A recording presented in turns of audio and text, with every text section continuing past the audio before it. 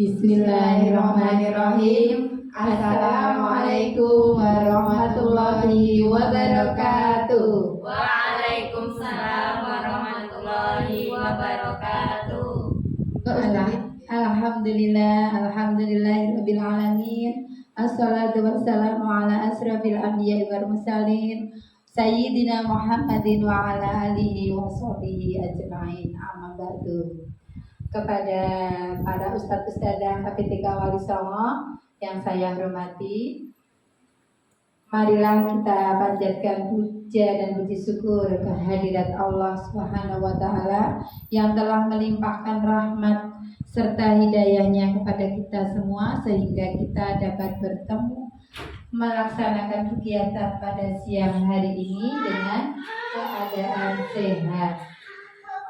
Di sini saya Titin dan Usromi mau mengadakan diseminasi aksi nyata modul 1.4 budaya positif. Nah, pada hari ini terima kasih atas kehadirannya Bapak Ibu Ustadz Ustadzah KPTK Wali Songo. Terima kasih telah melonggarkan waktu Kita berdua ini ada tugas dari aksi nyata modul 1.4 budaya positif mendesimasikan, memaparkan seperti itu. Ya. Karena kita 2 JKB, mohon maaf pembukaan kepada PP kita Pak Eko dan Mbak Fitri karena kita berdua, jadi mohon izinnya kita menyampaikan secara kolaborasi kepada fasilitas kita juga, kepada fasilitas saya Bu Rika Apriani dan fasilitas saya Ibu Rafiah. Kami mohon izin untuk berkolaborasi menyampaikan diseminasi ini secara kolaborasi bersama-sama. Langsung saja ke materinya. Sebelumnya ada susunan acaranya dulu Oh begitu. Saya bacakan susunan acara Forum Komunikasi Modul 1.4 Budaya Positif. Yang pertama pembukaan, yang kedua pemaparan materi, yang ketiga tanya jawab, yang keempat kesimpulan, serta yang kelima penutup. Menginjak acara pertama pembukaan, marilah acara pada siang hari ini semoga menjadi acara yang lancar, tidak ada halangan. Mari kita buka dengan bacaan basmalah bersama-sama. Bismillahirrahmanirrahim. Semoga acara ini membawa berkah, bermanfaat bagi kita semua.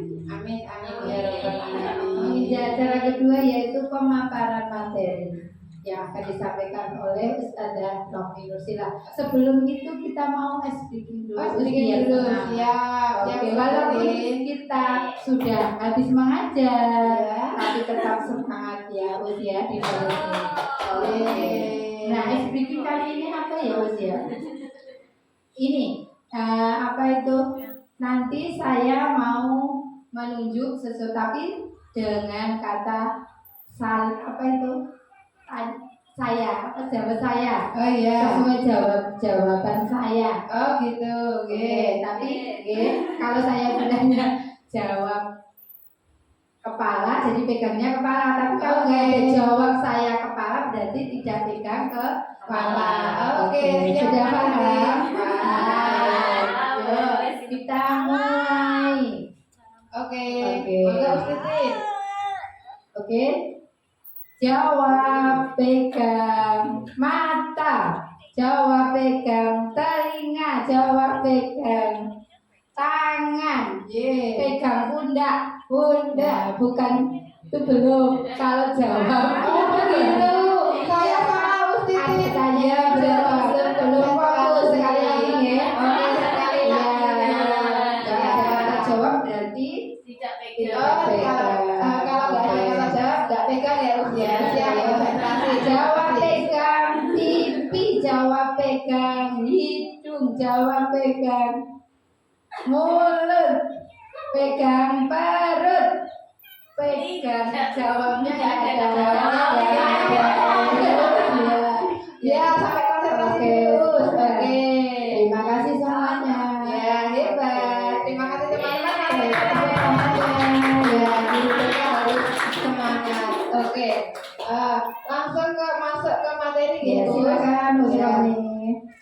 Aksi nyata modul 1.4 budaya positif di sekolah. Nah, apa sih budaya positif itu? Nah, sebelumnya ada pertanyaan pemantik dulu. Oke, nanti teman-teman silahkan menjawab setuju apa tidak. Oke, pemberian hukuman dapat mendisiplinkan siswa. Menurut teman-teman gimana ya? Setuju apa tidak memberikan hukuman dapat mendisiplinkan siswa? Apakah setiap hukuman bisa mendisiplinkan siswa? Monggo. Setuju atau tidak? Mari silakan siapa yang mau menjawab. Yang pernah dilaksanakan Gus, Ya, yang pernah dilaksanakan di kelas. setiap harinya. Harus ada untuk apa itu memberikan apa itu disiplinan ke anak itu memang harus ada. Yang penting Bentuknya yang berbeda.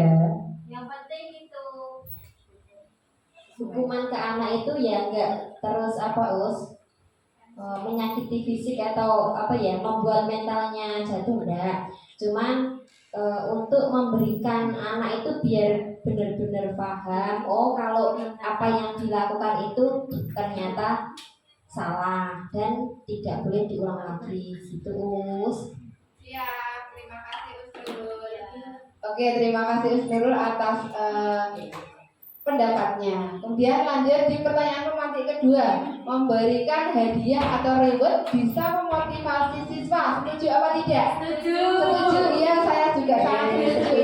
Karena dengan memberi hadiah anak-anak akan lebih semangat, ya, akan lebih termotivasi. Oke, selanjutnya guru bisa mengontrol peserta didik. Itu setuju apa tidak ya? Setuju. Setuju, iya. Karena kalau guru bisa mengontrol peserta didiknya nanti di kelas, iya, Perkembangannya. iya, pinter, iya. Terima kasih Istri, tahu perkembangannya, betul sekali. Oke, pertanyaan pemantik keempat. Seorang guru harus mampu memberikan solusi bagi siswanya. Setuju. Setuju. Iya. Seorang guru harus mampu memberikan solusi bagi siswanya. Iya, iya harus ya. Jadi ini sudah termasuk berdiferensiasi. Jadi kita harus mengetahui bagaimana kebutuhan murid kita. Jadi satu kelas itu kan kebutuhan murid berbeda-beda ya, Ustaz ya. Ya, jadi kita harus bisa memfasilitasi murid-murid kita begitu. Selanjutnya, topik yang akan kita bahas di sini adalah disiplin positif dan nilai-nilai kebijakan universal, teori motivasi, hukuman dan penghargaan restitusi, keyakinan kelas, kebutuhan dasar manusia dan dunia berkualitas, restitusi 5 posisi kontrol, restitusi segitiga restitusi.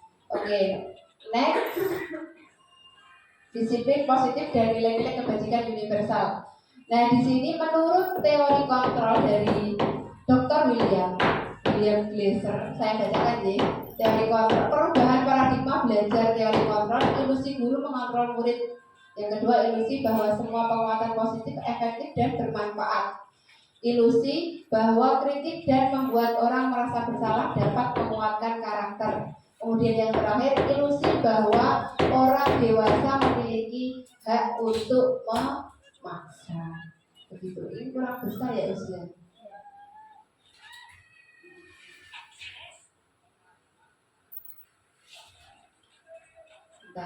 Oke.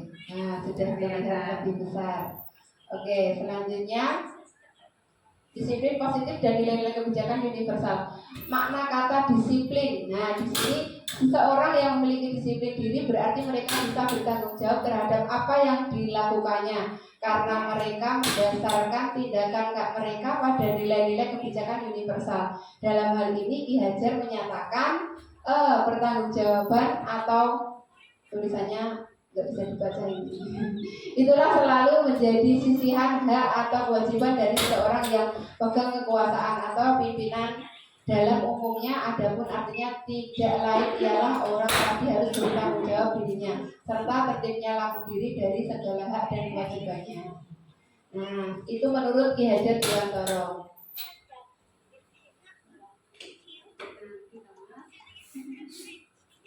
Oke, selanjutnya nilai-nilai kebijakan universal. Nilai kebijakan adalah sifat-sifat positif manusia yang merupakan tujuan mulia yang ingin dicapai setiap individu. Nah, Di sini mencakup setiap perilaku perbuatan setiap perilaku atau perbuatan memiliki suatu tujuan tadi yang sudah disampaikan oleh William Glasser tadi.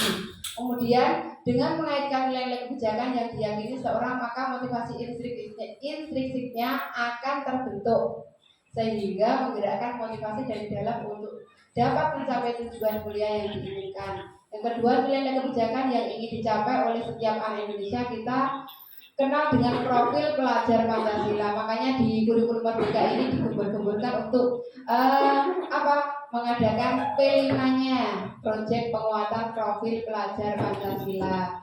Kemudian di sini sudah tertera beriman bertakwa pada Tuhan Yang Maha Esa dan berakhlak mulia, mandiri, berakhlak kritis, berkebinekaan global, dan gotong royong kreatif. Nah, ini ada nyanyiannya loh teman-teman. Ada yang sudah hafal? Saya nyanyikan sebentar ya. Oke.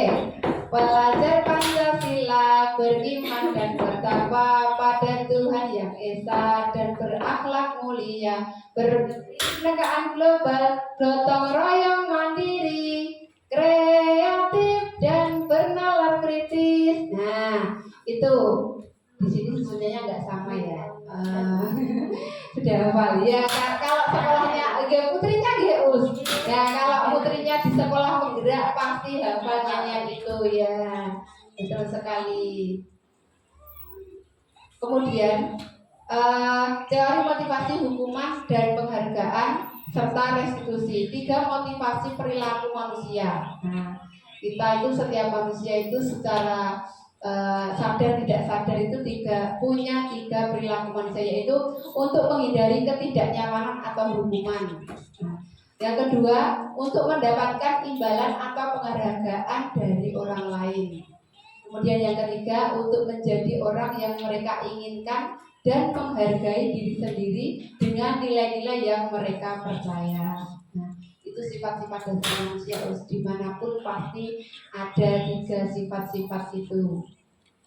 Dan berarti tinggal niat ya usia. Betul sekali. Oke, bentuk program kebajikan atau apresiasi. Dalam memberikan apresiasi pengakuan perlu diingat beberapa hal.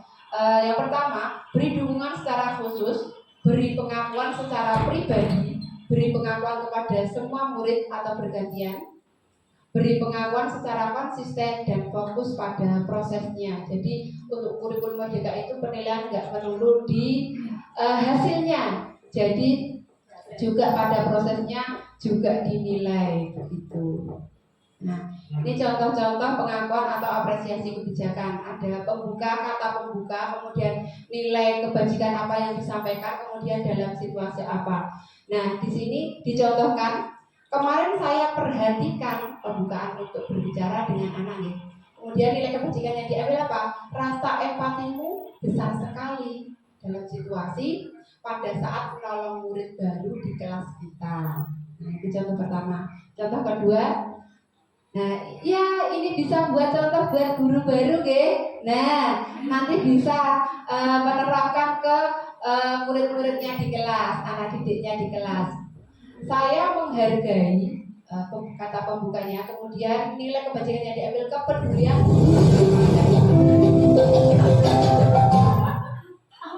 Apa ini?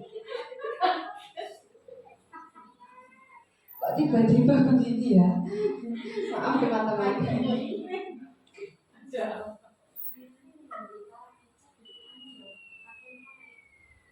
Oh habis baterainya. Oh gitu, ya.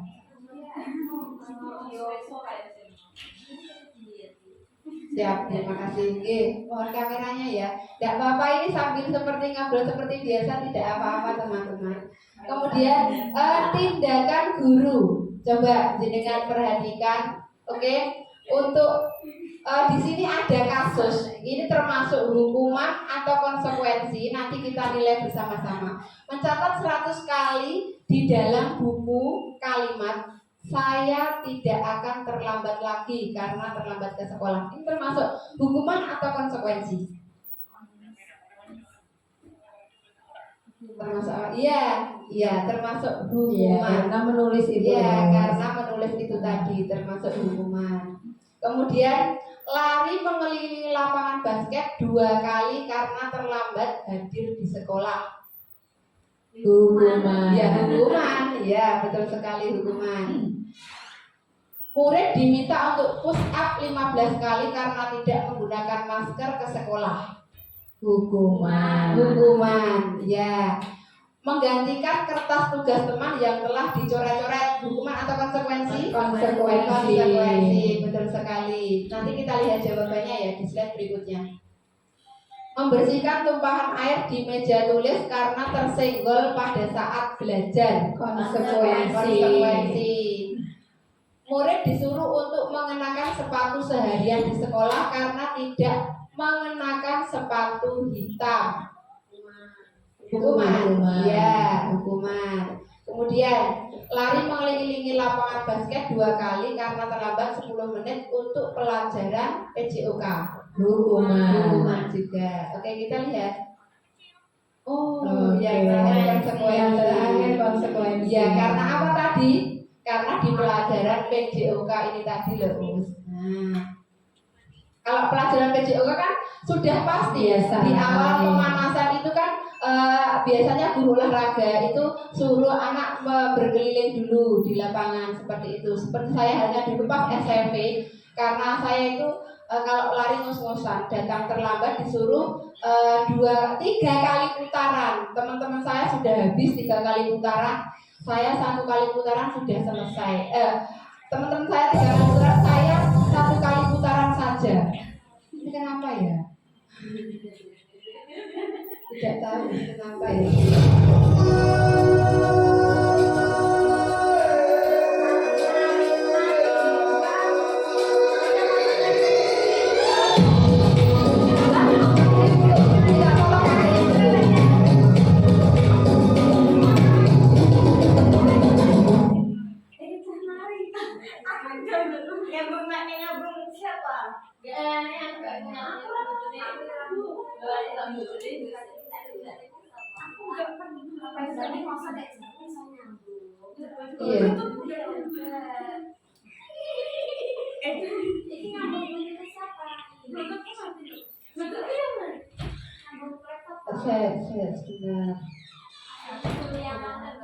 Nah, YouTube ketok ya.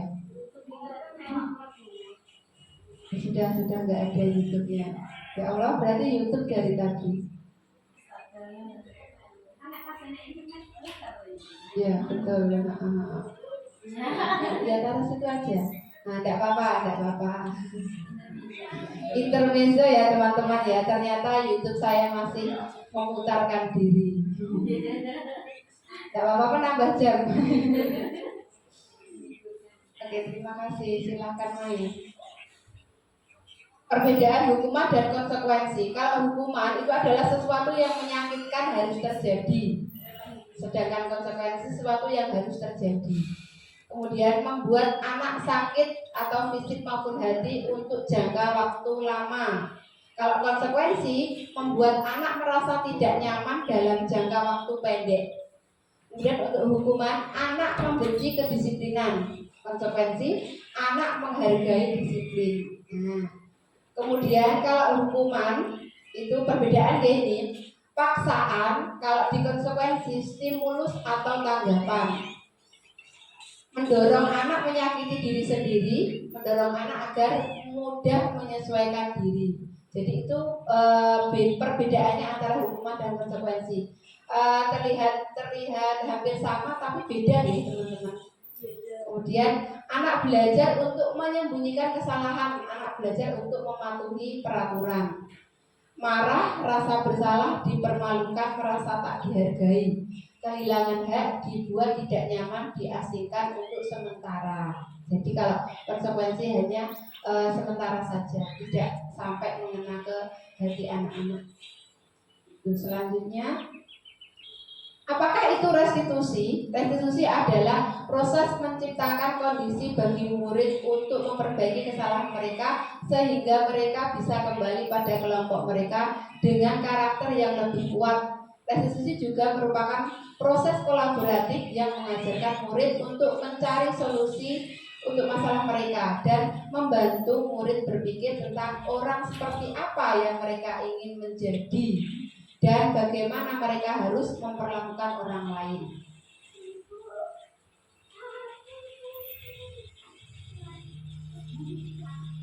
Ya, kemudian 9 ciri-ciri restitusi.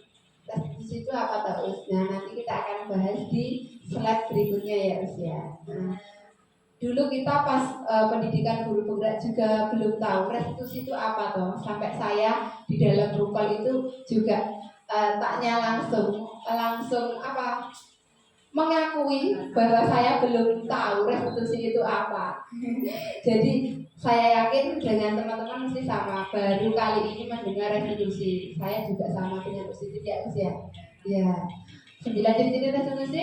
Yang pertama, bukan untuk menebus kesalahan, namun untuk belajar dari kesalahan, memperbaiki hubungan. Tawaran bukan paksaan. Restitusi menuntut untuk melihat ke dalam diri. Restitusi mencari kebutuhan dasar yang mendasari tindakan. Restitusi diri adalah cara yang paling baik. Restitusi fokus pada karakter bukan tindakan.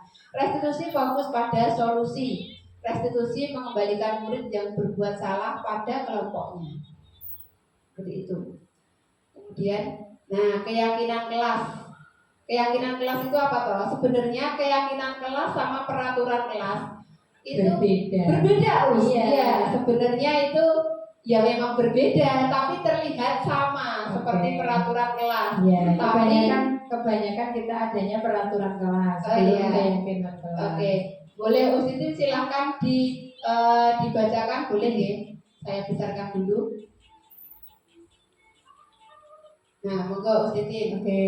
Keyakinan kelas. Keyakinan kelas itu adalah nilai-nilai kebajikan atau prinsip-prinsip universal lepas dari perbedaan agama, suku, negara, dan bahasa. Menurut Goshen, suatu keyakinan akan lebih memotivasi seseorang dari dalam atau intrinsik. Seseorang akan lebih bersemangat untuk menjalankan keyakinannya daripada hanya sekedar mengikuti peraturan. Yes, betul sekali Ustitin. Next. Nah, keyakinan kelas. Oke, mengapa keyakinan kelas? Mengapa tidak peraturan kelas saja? Nah, menekankan pada keyakinan seseorang akan lebih memotivasi seseorang dari dalam. Seseorang akan lebih tergerak dan bersemangat untuk menjalankan keyakinannya daripada hanya sekedar mengikuti serangkaian peraturan tertulis tanpa makna. Murid-murid pun demikian. Mereka perlu mendengarkan dan memahami arti sesungguhnya tentang peraturan-peraturan yang diberikan, apa nilai-nilai kebajikan di balik peraturan tersebut, apa tujuan utamanya, dan menjadi tidak tertarik atau takut sehingga hanya sekedar mengikuti serangkaian peraturan-peraturan yang mengatur mereka tanpa memahami tujuan mulianya. Nah, seperti itu ya keyakinan kelas. Nah, ini ada nilai-nilai kebajikan dalam keyakinan kelas. Yang pertama itu tanggung jawab, yang kedua disiplin, yang ketiga saling menghormati, yang keempat keselamatan, yang kelima kesehatan, yang keenam bersabar. Oke. Itu semuanya harus bisa memasuki di keyakinan kelas nggih. Semuanya harus bisa mencakup semuanya seperti itu.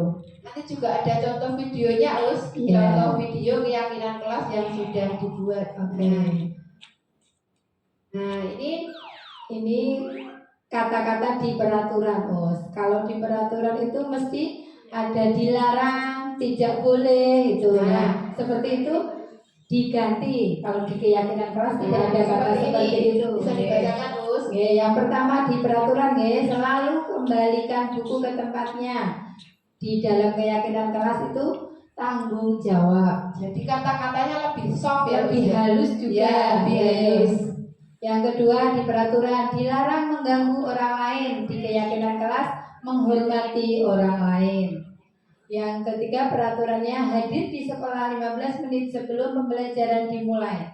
Untuk di keyakinan kelas menghormati orang lain, berkomitmen. Selanjutnya di peraturan dilarang melakukan kekerasan. Di keyakinan kelas keselamatan, menghormati orang lain. Ya, yang selanjutnya peraturan dilarang menggunakan narkoba, keyakinan kelasnya di kesehatan. Seterusnya bergantian atau menunggu giliran, keyakinan kelasnya menghormati orang lain dan sabar. Gunakan masker, di keyakinan kelasnya kesehatan, keselamatan. Yang terakhir, jangan berlari di kelas atau koridor, keyakinan kelasnya keselamatan atau keamanan. Oke, sekarang kita saksikan video keyakinan kelas yang sudah dibuat supaya teman-teman lebih paham bagaimana sih keyakinan kelas itu, perbedaannya apa sih dengan peraturan kelas itu. Nah, jadi keyakinan dan peraturan itu berbeda. Mari kita saksikan.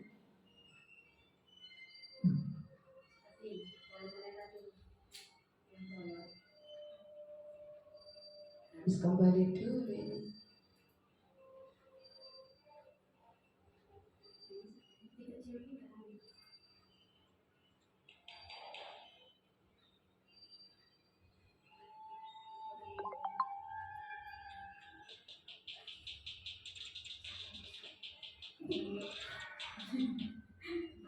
Oh ini Bluetoothnya tadi nggak nyambung lagi.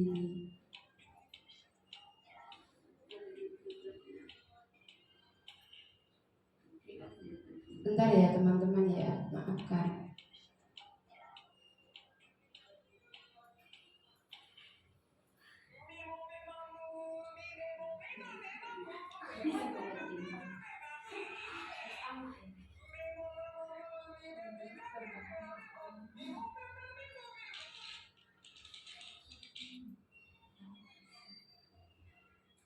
Nah, kita sambungkan ke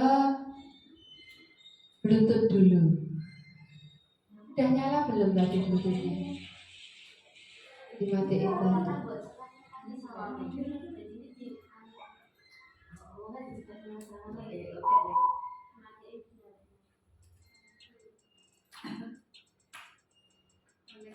Connect aja nih. Tapi kok nggak bisa ya?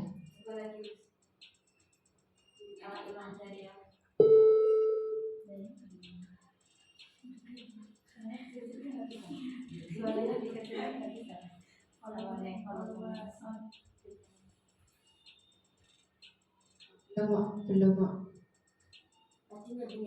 Iya, tadi padahal nyambung ya. Bluetooth tutup. Nyambung sebenarnya. Ya, volume situ. Ya enggak ini sebenarnya.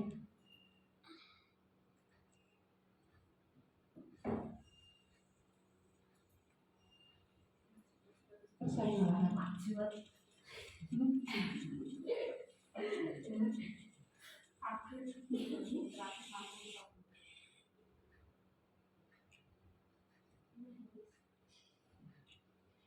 Gak bisa kenapa ya?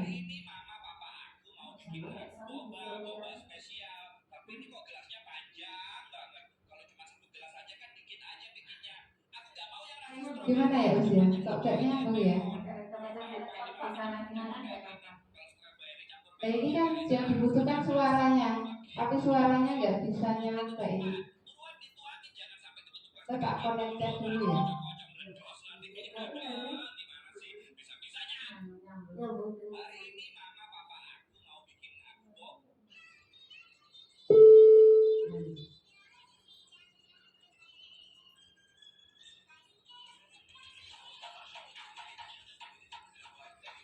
Gak bisa ya.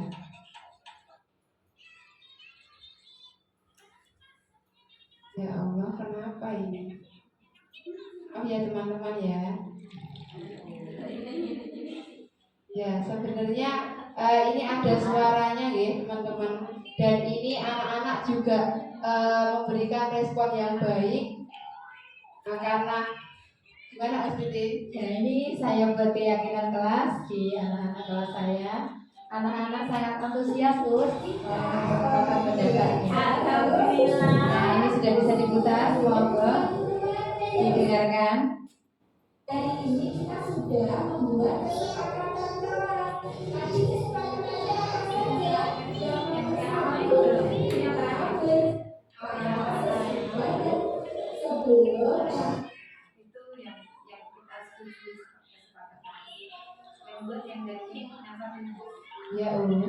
bagus mungkin.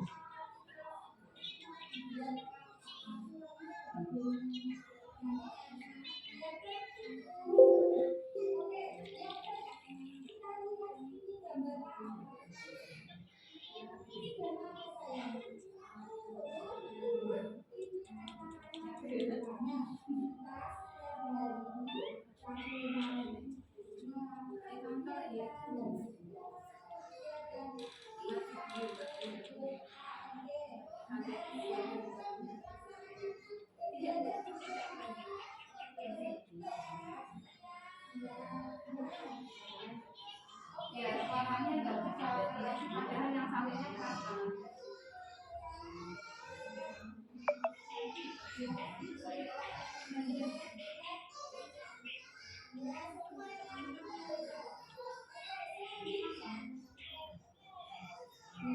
Suaranya kecil ya teman-teman ya.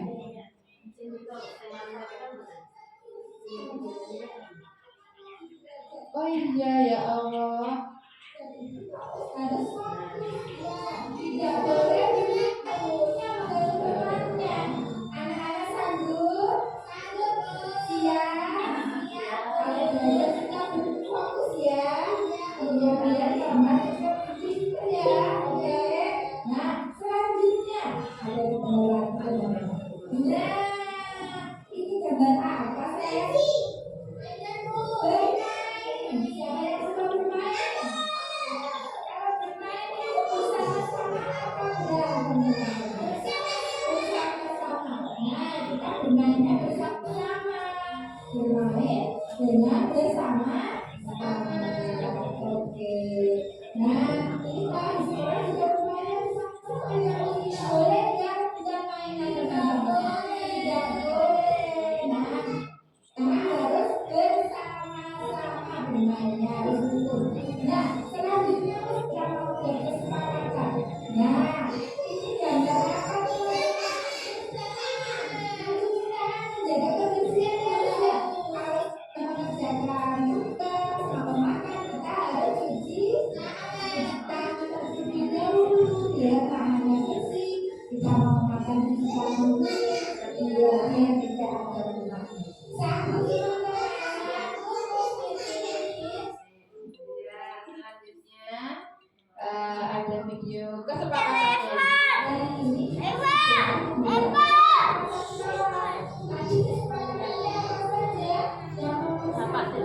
Kita berdoa sesudah dan sebelum melakukan kegiatan.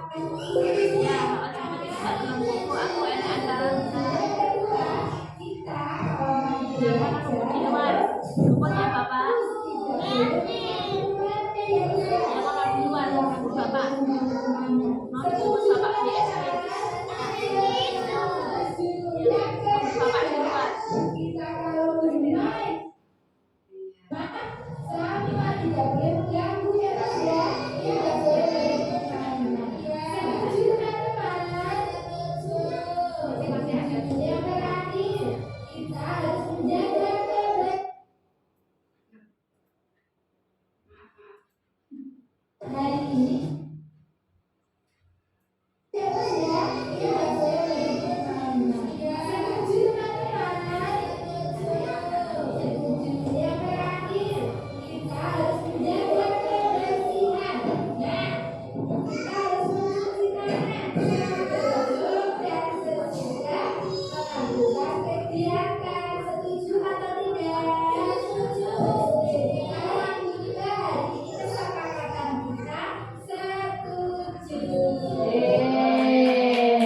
nah seperti itu keyakinan kelas yang sudah dibuat kalau TK ya ala-ala seperti itu ya Mas.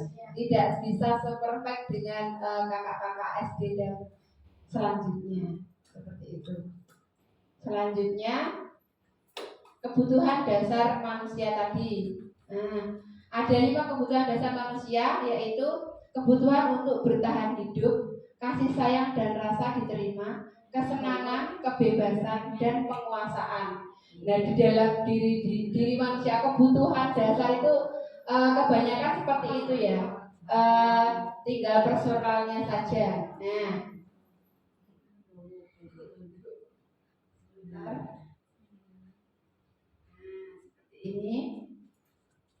Nah, ini adalah posisi kontrol restitusi. Tidak apa-apa, tidak apa-apa.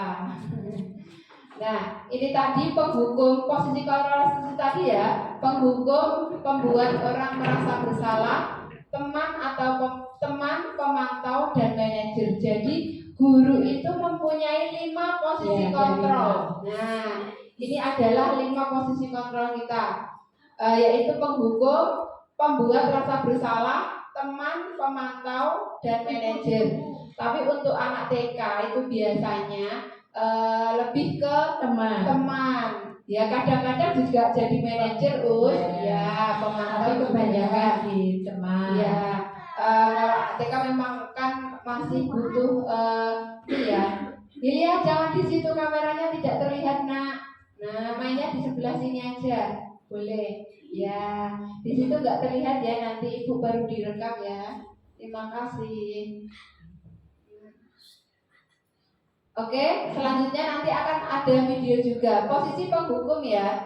Ini untuk posisi penghukum itu nada suara tinggi, bahasa tubuh, mata melotot, dan jari menunjuk-nunjuk menghardik. Dampak pada murid kalau menjadi posisi kontrol 5 posisi kontrol tadi, kalau penghukum itu kemungkinan murid marah dan mendendam atau bersifat agresif.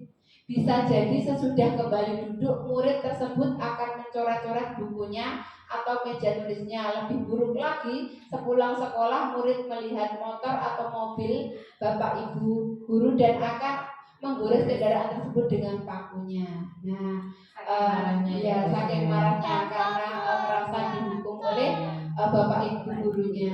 Dan itu terus ada kasus yang baru viral itu juga, anak itu kasusnya di Pulau Sumatera, di mana ya, pokoknya kemarin saya lihat di TV itu ya, itu ada seorang guru menghukum muridnya ketika tidak mau sholat. Hanya apa? Hanya dijewer, hanya dijiwet.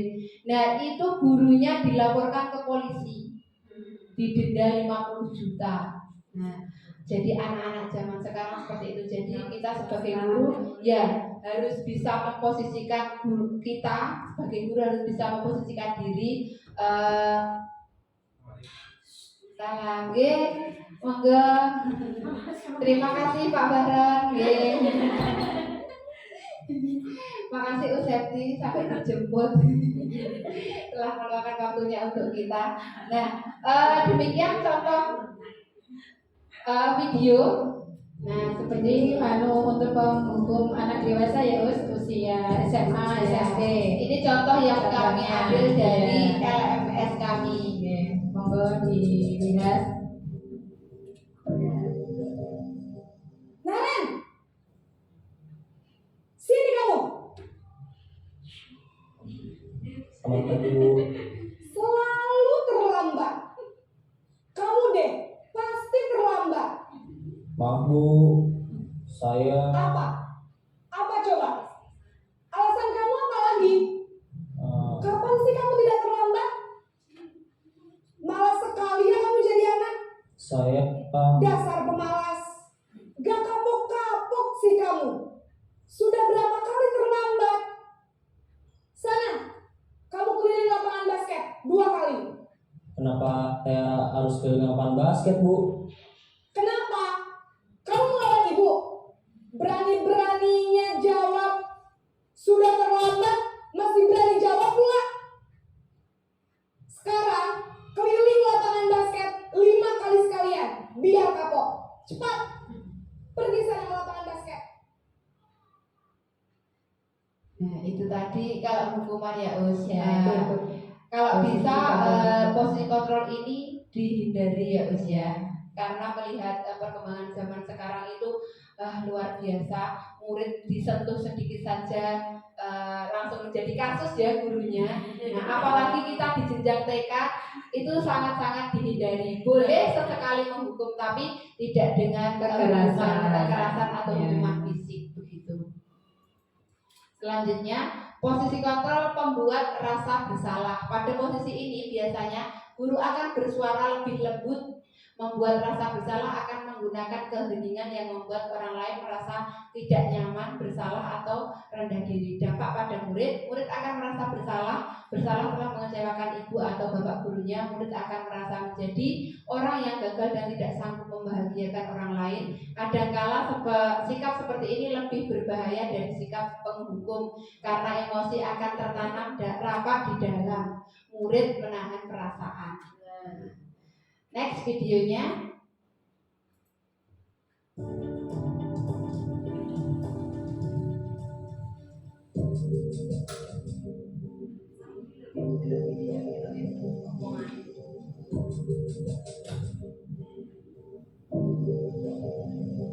Naren,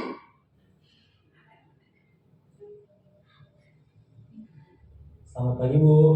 Naren, kamu kenapa terlambat lagi, nak? Ya Tuhan, Naren, kamu senang ya bikin ibu susah ya? Kalau kamu terlambat lagi, nanti ibu yang ditegur bapak kepala sekolah, nak. Disangka ibu tidak bisa membina kamu. Duh, gimana ini? Maaf Bu. Duh, Gusti Naren, kamu suka ya kalau ibu ditegur bapak kepala sekolah?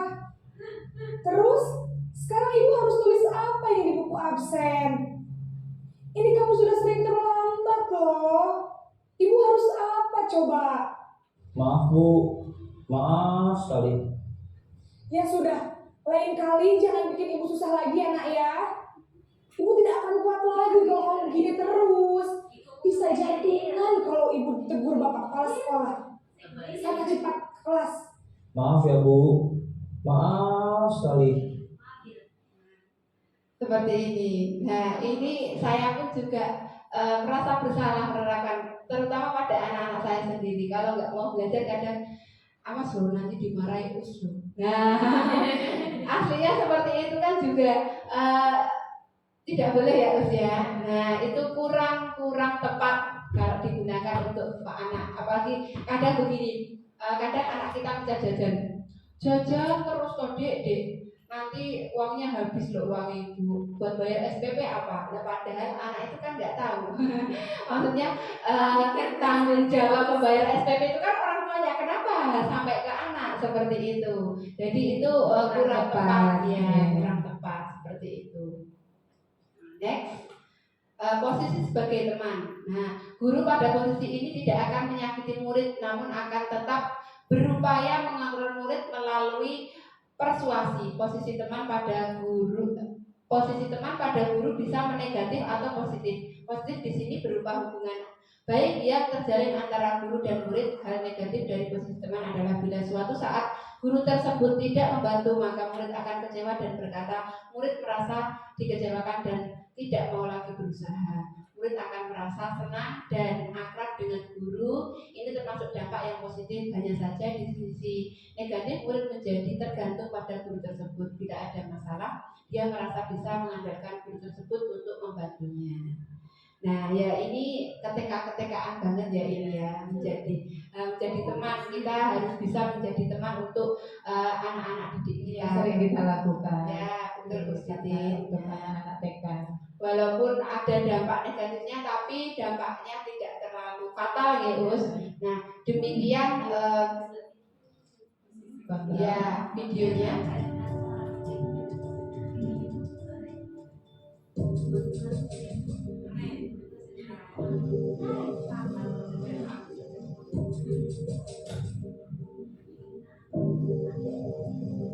Naren,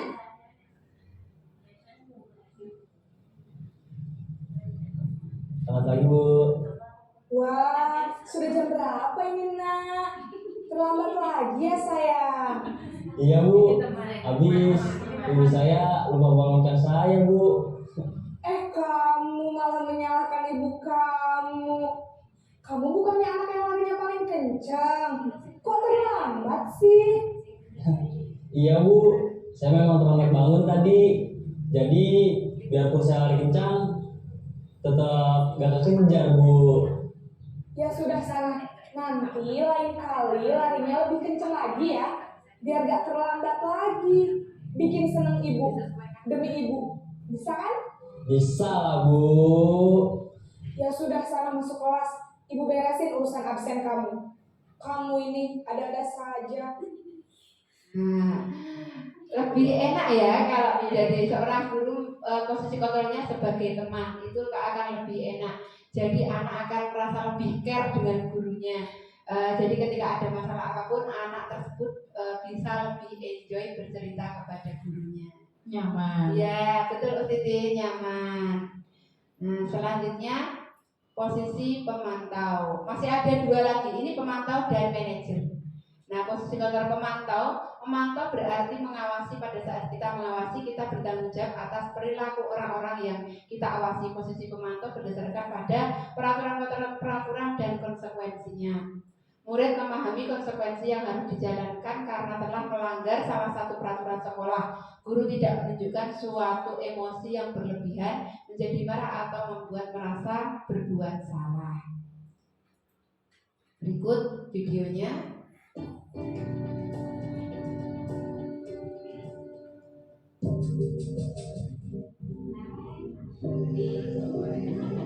Ya, judulnya Naren karena yang di LMS ini. Naren!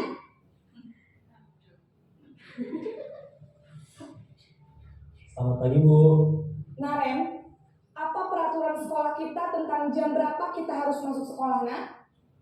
Kita harus di sekolah jam 7 Bu. Iya betul, sekarang sudah jam 7.20. Naren sudah tahu konsekuensinya jika terlambat hadir. Paham Bu. Saya harus tinggal kelas pas jam istirahat selama 20 menit. Iya benar, konsekuensinya demikian. Jadi nanti jam 9.30 pas istirahat, kamu harus tinggal di kelas, kerjakan tugas tambahan untuk ketertinggalan kamu, ya? Baik Bu.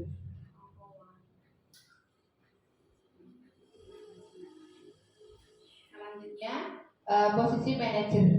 Posisi manajer adalah posisi di mana guru berbuat sesuatu bersama dengan murid, mempersilahkan murid mempertanggungjawabkan perilakunya, mendukung murid agar dapat menemukan solusi atas permasalahannya sendiri. Dan di sini fokus ada pada murid, bukan untuk membahagiakan guru atau orang tua. Murid sudah mengetahui adanya suatu masalah dan sesuatu perlu terjadi. Guru akan mengembalikan tanggung jawab pada murid untuk mencari jalan keluar permasalahannya, tentu dengan bimbingan guru. Berikut videonya. Posisi kontrol yang apa itu paling baik virus bisa diterapkan. Yang bisa diterapkan kepada murid-murid kita.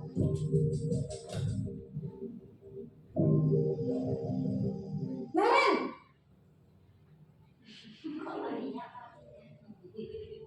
Selamat pagi Bu. Selamat pagi Naren. Maaf Bu, saya terlambat. Iya, sekolah masuknya jam 7, sekarang sudah jam 7.20. Jadi sekarang bagaimana nih Naren? Maaf Bu, saya lupa salah saya semalam. Baiklah, menurut kamu, keyakinan sekolah yang mana yang perlu kamu tingkatkan? Menghargai diri sendiri dan orang lain mungkin ya Bu. Setuju. Jadi, apakah Naren meyakini prinsip saling menghormati tersebut? Iya Bu, saya meyakininya. Apakah Naren bersedia memperbaiki masalah keterlambatan ini? Bersedia Bu.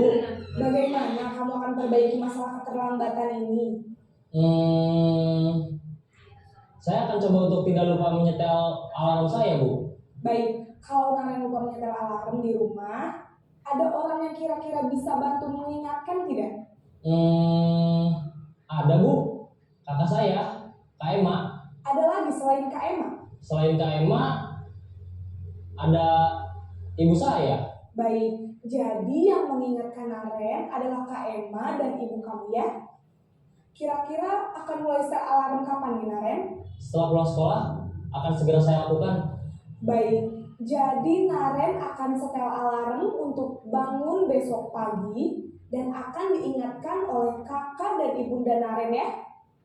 Ada lagi yang mungkin perlu dilakukan Naren agar tidak terlambat bangun lagi?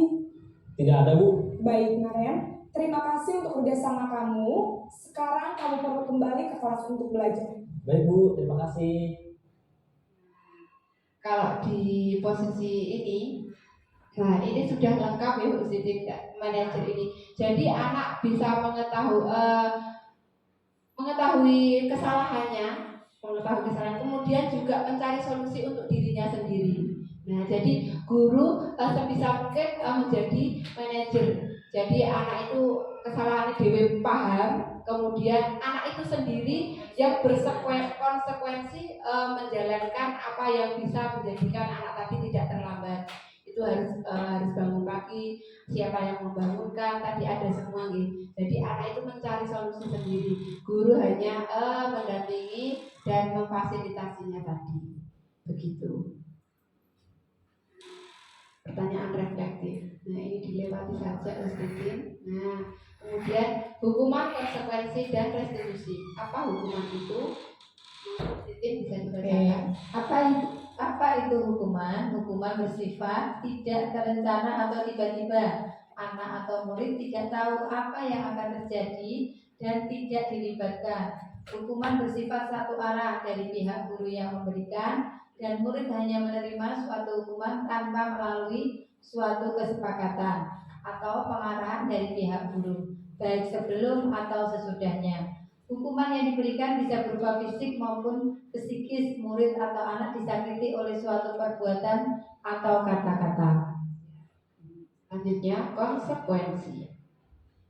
Apa itu konsekuensi? Konsekuensi sudah terencana atau sudah disepakati, sudah dibahas dan disetujui oleh murid dan guru. Umumnya bentuk-bentuk konsekuensi dibuat oleh pihak guru atau sekolah, dan murid sudah mengetahui sebelumnya konsekuensi yang akan diterima bila ada pelanggaran. Pada konsekuensi, murid tetap dibuat tidak nyaman untuk jangka waktu pendek. Konsekuensi biasanya diberikan berdasarkan suatu data yang umumnya dapat diukur. Misalnya, setelah 3 kali tugasnya tidak diselesaikan pada batas waktu yang diberikan, atau murid melakukan kegiatan di luar kegiatan pembelajaran, misalnya mengobrol, maka murid tersebut akan kehilangan waktu bermain dan harus menyelesaikan tugas karena ketertinggalannya. Peraturan dan konsekuensi yang mengikuti ini sudah diketahui sebelumnya oleh murid. Sikap guru di sini senantiasa memonitor murid. Konsekuensinya. Nah, mari berlatih hukuman atau konsekuensi ini nanti ya. Yang pertama, lari mengelilingi lapangan basket 2 kali. Hukuman atau konsekuensi? Ustazah? Lari mengelilingi lapangan basket 2 kali. Ini karena ada hukuman karena ini tidak masuk di pelajaran PJOK ya. Iya, Tidak lagi kalau masuk di Iya. pelajaran PJOK. Oke. Kemudian Yang membersihkan coretan yang dibuatnya di meja. konsekuensi. Yang Yang ketiga, diminta untuk push up 15 kali karena terlambat. Hukuman. Oke, yang terakhir, menggantikan kertas tugas temannya yang sudah dicoret-coret. konsekuensi. Oh, berarti teman-teman sudah mulai paham ya, sudah paham itu. Terima kasih. Ya, satu sahabat hebat. Nah, itu sekali ya. 100 buat teman-teman.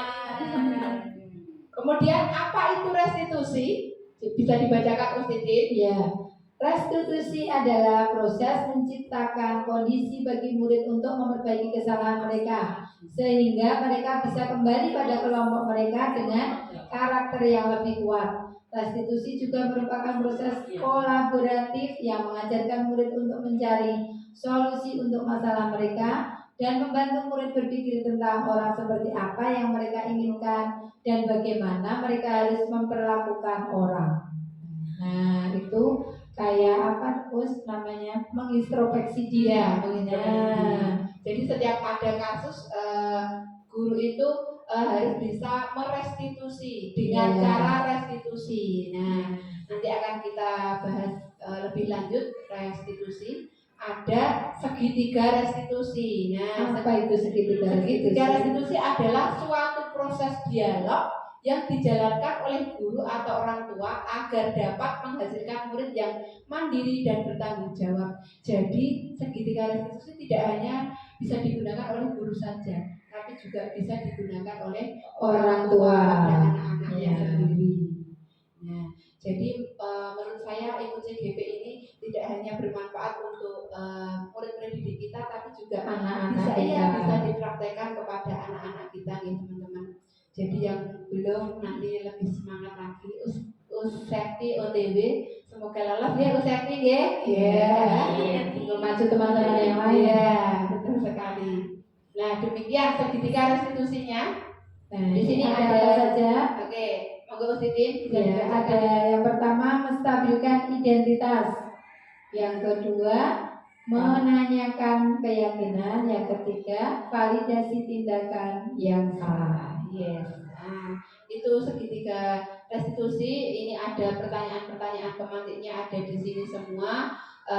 Nanti ini untuk trik-trik guru menanyai ketika merestitusi muridnya. Jadi seperti kemarin kasusnya Mas Akhtar yang itu Ya. di Mbak Mahdi itu. Nah, itu saya dikirimi videonya. Kemarin itu saya Mas Rukol dikirimi videonya sama Usnurul. Itu sudah termasuk melaksanakan restitusi pada murid. Nah, terima kasih Usnurul. Ini sudah melaksanakan restitusi walaupun belum tahu ilmunya, tapi itu sudah termasuk restitusi ya, menerapkan restitusi. Sebenarnya kita sudah menerapkan. Iya, kalau guru TK itu kebanyakan sudah menerapkan restitusi. karena kedekatan dengan Iya, anak. betul sekali. Ya. Cuma kadang kita tidak menyadarinya. Gitu. Selanjutnya, segitiga restitusi, proses 3 tahapan tersebut didasarkan pada prinsip-prinsip utama dari teori kontrol, yaitu 1. Menstabilkan identitas. Nah, teori kontrolnya kita semua akan melakukan hal terbaik yang bisa kita lakukan.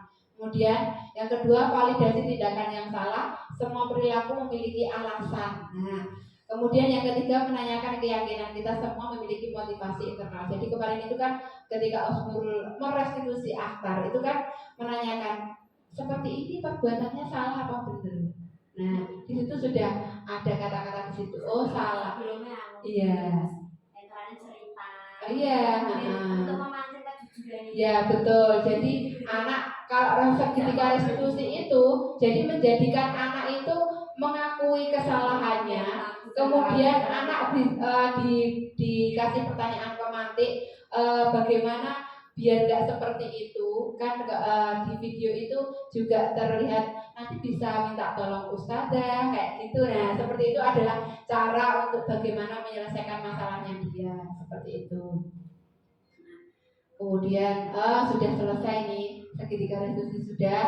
Semoga dengan ini nanti teman-teman bisa lebih tahu bagaimana cara menangani kasus-kasus pada anak-anak kita, betul. Nah, oke, penutup dalam penerapan program pas, iya pas sekali. Penutup dalam penerapan program disiplin positif, hendaknya guru memiliki standar kepribadian profesional dan sosial yang baik, di mana guru mampu merefleksi dirinya dalam posisi kontrol saat ini, bagaimana perjalanan dirinya sebagai among. Nah, among ini sudah dikatakan oleh Ki Hajar Dewantara bahwa guru itu seperti halnya petani dan murid itu seperti halnya biji-biji yang disemai. Jadi tinggal ladangnya. Kalau ladangnya subur, kalau gurunya profesional, gurunya punya kepribadian yang baik, maka murid-muridnya juga akan mempunyai kepribadian yang baik. Kemudian anak juga akan menghasilkan anak yang berkualitas. Kembangnya Ya, tumbuh kembangnya begitu. Menuntut murid-muridnya menjadi insan mandiri, merdeka dan bertanggung jawab sesuai standar nasional pendidikan. Nah, mungkin ada teman-teman dari teman-teman. Oh iya, thank you dulu. Nah, thank you. Nah, mungkin ada dari teman-teman yang sebentar lagi. Nah, mungkin ada teman-teman yang punya motivasi sebagai guru TK itu apa mungkin? Atau kalau dulu kita dikasih pertanyaan motivasi guru TK, nah ini teman-teman ini kok mau jadi guru TK itu motivasinya apa? Coba siapa yang mau motivasi ya jadi guru penggerak? Motivasi Jadi guru TK ya. Kenapa kok jenengan jadi itu kok guru mau TK? jadi guru TK, motivasinya apa sih? Bisa diceritakan monggo? Iya. Ya, terima kasih Us Rofi dan Us Titin. Ini cerita sedikit, saya masuk guru TK itu sebelum menikah. Jadi awalnya itu memang tidak menyukai. Apa sih guru TK ki wong urung ngalamin duwe anak. Jadi ya kesabaran masih minim. Terus apa ya? Seneng ya minim, apapun minim lah. Terus kalau sudah dijalani, akhirnya semua menjadi tumbuh rasa cinta. Dan akhirnya cinta full sampai sekarang sudah punya anak jadi ternyata guru TK itu penting banget untuk seorang ibu. Nah, untuk seorang ibu, Bu Rindu ya, karena nanti bermanfaatnya itu untuk anaknya sendiri itu utama sekali, Us. Betul sekali. Nah, itu karena ilmu yang didapat di TK itu sangat banyak. Kita bisa mengajari segitu banyaknya anak di sekolah, apalagi kok anaknya sendiri pasti lebih hebat lagi, luar biasa gitu. Luar biasa, Us.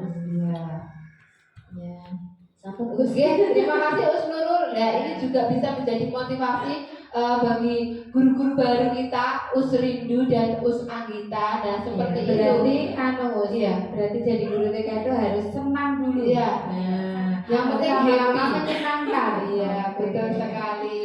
Anak-anak itu kayak itu kalau kita lihat anak-anak itu tanpa dosa. Ya, betul. Jadi anak-anak itu punya keunikan tersendiri Ya, juga. betul sekali. Ya kan? Yang pertama intinya sabar dulu. Iya, sampai Oke. harus senang, harus senang. Kalau nggak senang nanti kita nggak mau datang ke sekolahan. Luar biasa, guru TK itu pahalanya paling banyak Iya. daripada guru-guru yang lain menurut saya. Karena Iya. apa?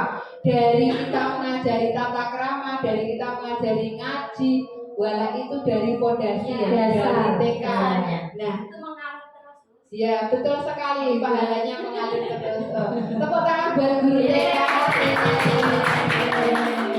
Oke, demikian teman-teman diseminasi dari kita berdua, saya Rohmi Nursilah dan Us Titin Rohmaini, CGP Angkatan 9. Terima kasih atas partisipasinya, kehadirannya, partisipasinya, meluangkan waktunya hingga sampai sore ya, sampai adzan asar.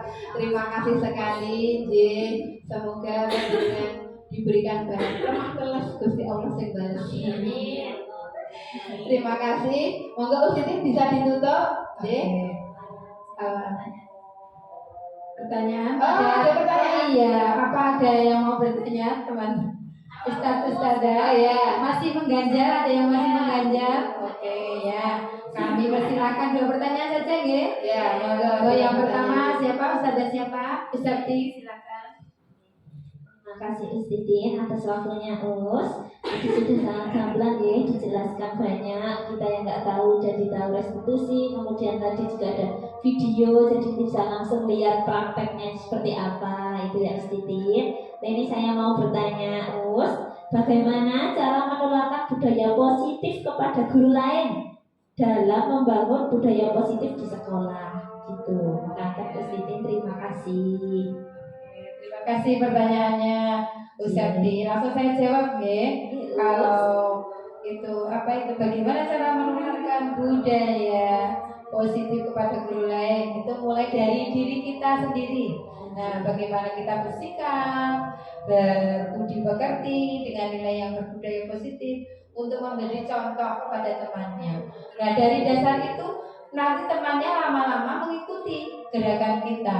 Nah, seperti itu. Jadi secara tidak langsung kita memberi contoh dengan temannya itu, maka teman kita itu akan mengikuti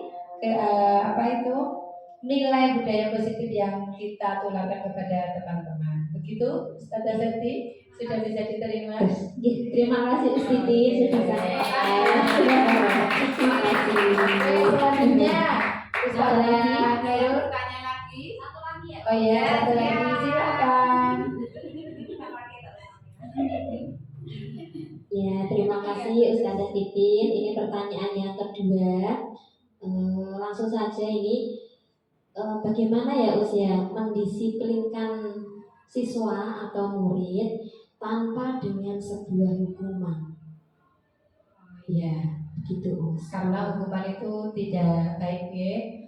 Kalau bisa dihindari. Dampaknya banyak. Oke. Nah, gini, kalau menurut saya jadilah diri kita sebagai contoh. Menjadi tuntunan, jadikan diri individu yang disiplin agar dapat diikuti oleh murid. Walaupun kenyataannya mendisiplinkan siswa itu tidak mudah, perlu dengan contoh juga kesehariannya. Anak-anak mungkin, oh iya ustazahku itu tahu nggak pernah marah-marah. Jadi kita juga pasti muridnya juga nggak marah-marah. Ustazahku itu kalau ngomong itu tahu kalau memberitahu saya itu tahu lembut. Nah mesti dia akan menirukan. Seperti kalau di rumah mungkin ada itu ibunya bilang kalau apa-apa kata nggak seperti itu bu, yang lembut tidak boleh marah-marah. Nah ini sudah menjadi contoh ya secara tidak langsung. Nah mudah-mudahan kita bisa menerapkan ya ke depannya juga semuanya guru, tidak hanya yang CGP, semuanya guru bisa tertular yang baik seperti itu. Ya, seperti itu. Terima kasih Us. Sangat luar biasa. Tidak terasa ya waktunya. Terima kasih semuanya atas kehadirannya, kesempatannya. Kami berdua Usromi dan Ustitin mohon banyak terima kasih. Oke, sekarang ke penutup. Ya, tadi yang membuka saya, sekarang saya yang menutup ya. Oke, terima kasih atas kesempatan pada sore hari ini kita melakukan forum komunikasi. Dan kita tutup acara pada sore hari ini dengan bacaan hamdalah bersama-sama. Alhamdulillahirabbil alamin. Saya sebagai pembawa acara dan Usromi sebagai pemaparan materi. Bila banyak salah kami mohon maaf. Wassalamualaikum warahmatullahi wabarakatuh. Waalaikumsalam warahmatullahi wabarakatuh. Salam CGP, salam guru penggerak. Bergerak, menggerakkan. Foto dulu. Ada usah ya. Videonya boleh. Sudah, terima kasih, Suara musiknya Jajannya besok saja. Ini kita sudah membuat kesepakatan kelas. Tadi kesepakatannya apa saja? Yang nomor 1, kita berdoa sesudah dan sebelum melakukan kegiatan. Setuju teman-teman? Yang kedua, kita kalau mau belajar harus fokus, tidak boleh mengganggu temannya ya udah. Iya, tidak boleh mengganggu temannya. Setuju teman-teman? Setuju. Yang ketiga, kita kalau bermain harus bersama-sama, tidak boleh mengganggu ya udah. Tidak boleh berebut mainan. Setuju teman-teman? Setuju. Yang terakhir, kita harus menjaga kebersihan. Nah, kita harus mencuci tangan sebelum dan sesudah melakukan kegiatan.